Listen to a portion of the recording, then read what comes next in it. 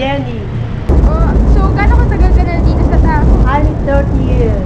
30 years? Yeah. Ano? Dito sa TAF? Oh. Dito na ako tumanda. Dito na nawala ng buhok ko. Meron din, mga teacher, binibigyan din Mga ako. teachers? Mga teacher, binibigyan ako sandaan. Wow. O, bilhin mong gamot mo. Thank you, ma'am. Ang gaya, papasko na. Kailangan yun yung pamasko.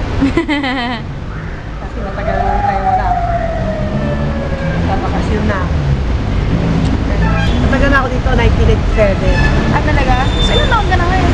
Chinese 51. Wow. Pero hindi ka pinilata. Yeah. Bakit din? Oh, bakit Jenny pa? Ano? Kasi wala kami kapatid na babae. Kaya naging Jenny. Naging Jenny. Ikaw naging bakla. So, ikaw ano? Ako ang panganay. Ah, ikaw panganay. Ganon. Siya kami kakapatid.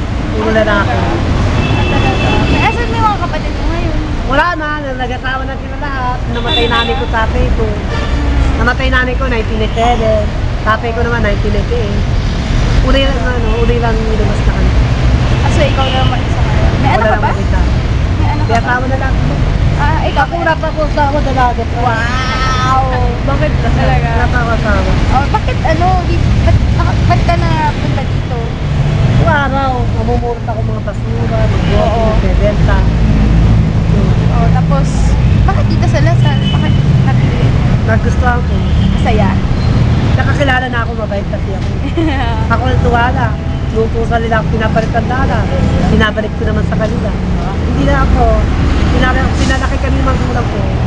Kahit wala kita ng mga magulang ko, kahit wala kami kakainin, wag kami masama.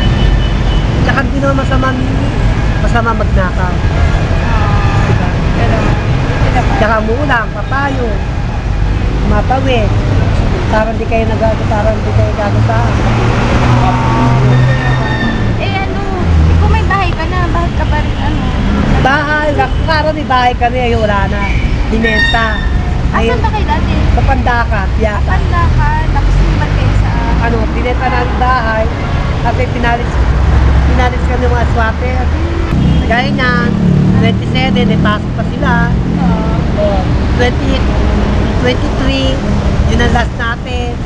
Balik natin, January 4. Wow, galing naman ito. Up to date? Yeah. Ayun, balita ko na ano ka daw. May mga boyfriend ka daw. Kung araw may boyfriend ako, ay wala na. Ay, gano'n. Mahirap. Kuha-kuhataan lang ako. Dinidili ko sa lalaki. Dinidili ko na lang mga pagkain namin. Sabi ng mga klase ko, namahalin ka daw ng mga ano. Ay, mga buwapo nahalik ko dito. Mga udyante. Ano mas mga gwapo? Mga taga-Binil o mga taga-Lasal? Lahat kayo, mahal. Ayun. Sabi nga nila, ang mga Lasalista, mga estudyanteng walang alam kung hindi ang pasarap sa buhay.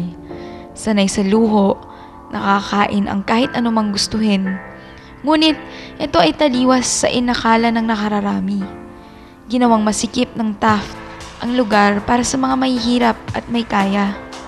Dahil dito, namulat ang mga isipan ng mga tinuturi ng elitistang estudyante ng Lasal sa totoong realidad na kinakaharap ng mayorya ng ating lipunan. Sa kabilang dako, ito naman ay naging daan sa mga kapuspalad kung tawagin, tulad ni Jenny na gawing hanap buhay ang panilimos.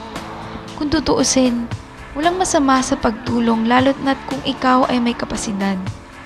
Ang siyang nakasasama ay ang pagbigay tulong ng libre at walang kahirap-hirap. Tsaka di naman masama mihingi. Masama magnakaw.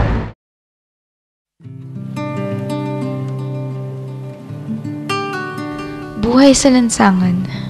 May iba't ibang mukha, iba't ibang anggulo, iba't ibang aspeto. Sa likod nito ay nakakubli ang tunay na darama.